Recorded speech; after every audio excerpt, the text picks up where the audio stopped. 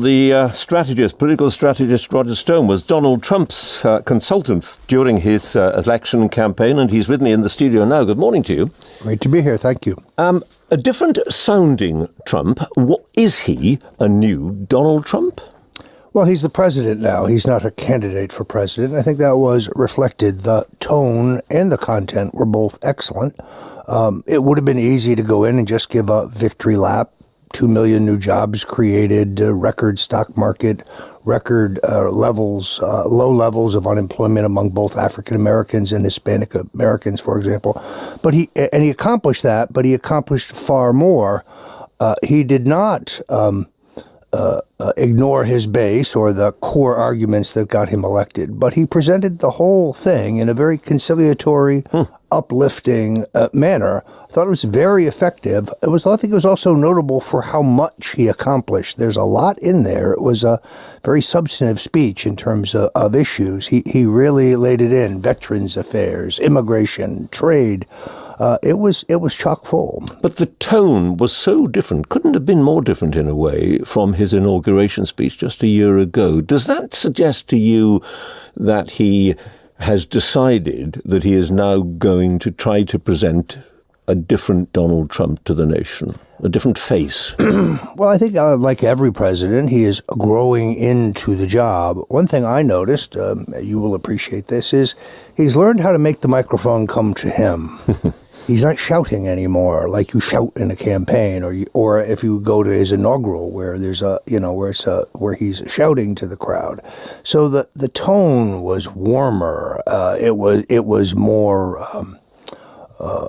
It was more attractive, I think. And less bellicose. The vocabulary was much less bellicose than a year ago, and indeed for much of the time during this last 12 months. Well, fortunately, he had a lot of very solid accomplishments to point to. He had an aspirational agenda that he continued to push, but I also think he was very effective in terms of subtly goading the Democrats for bipartisanship and to work together.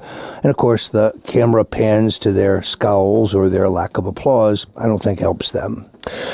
But he's delivered the speech. He will now go home, and I don't know whether tonight he will wake up and start tweeting again, and he'll be doing the sorts of things. Presumably he will return to doing the sorts of things that have earned him a certain amount of ridicule on the part of many people outside the party and indeed inside the Republican Party. Well, the most predictable thing about Donald Trump is that he's entirely unpredictable. Yeah. He doesn't come from the world of being a career politician. He does understand the necessity of galvanizing and motivating your base, particularly after a very close election. Notice on his way out the hall, he assured the House Republicans that, yes, he insists on the release of this FISA memo that's so controversial in Washington at this point, that addresses the question of what I call the Russian collusion delusion. So he didn't lose the partisan edge. Perhaps he softened it a bit. You say the Russian illusion delusion. 4 people connected with his campaign and presidency have been charged. More indictments could be issued. I mean, there is something out there, isn't there? None of those indictments pertaining to coordination or collusion or conspiracy with the Russian state. This, to me, is still a scandal without evidence. But it is being investigated by a very experienced man indeed in Robert Mueller.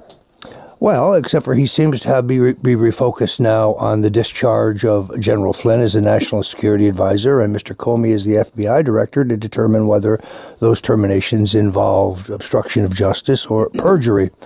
Not much in there about Russia. What about his approach to the rest of the world, his foreign policy now? Are we going to see, again, use that same word, a slightly less bellicose president, do you think, perhaps in terms of North Korea? Well, the North Koreans and the South Koreans are at the table. Perhaps what Nixon used to call the madman theory of diplomatic politics works, that fear works. It can often drive the parties to negotiate. I myself am somewhat disappointed that we're still in Afghanistan. I'm not sure that the new troop allotment there, which would be the greatest deployment we've had yet, is consistent with what the president talked about in the campaign. Our continued presence in Syria is problematic. I think the president ran as a non-interventionist. I think the generals are are persuading him that it's not quite that easy, at least not as easy as some of us think. But even there, I think that that he is striking a new tone. I've talked to him about this. He would prefer talks with the North Koreans, or at least negotiations, rather than nuclear conflagration. And a final thought, difficult for you to answer perhaps, but and it may be a silly question in some ways, but is he concerned about, is he aware of even the figure that he cuts in many people's eyes? I mean, a lot of people look at Donald Trump, President of the United States, and say, for heaven's sake, can he really be the President of the United States? Does that bother him? Does it get to him? And no, I really don't think it does. I think that was one of his great strengths as a candidate. He said he is not someone who operates on the basis of polling or focus groups that tell you what to say to be popular or how to say it to be popular. What you see is what you get. He is a brash outsider. That's how he got elected. I think it is why he's ironically been successful. I don't think there's going to be a change. He's not going to start tweeting. It's going to be a mix. You're going to get the carrot and the stick.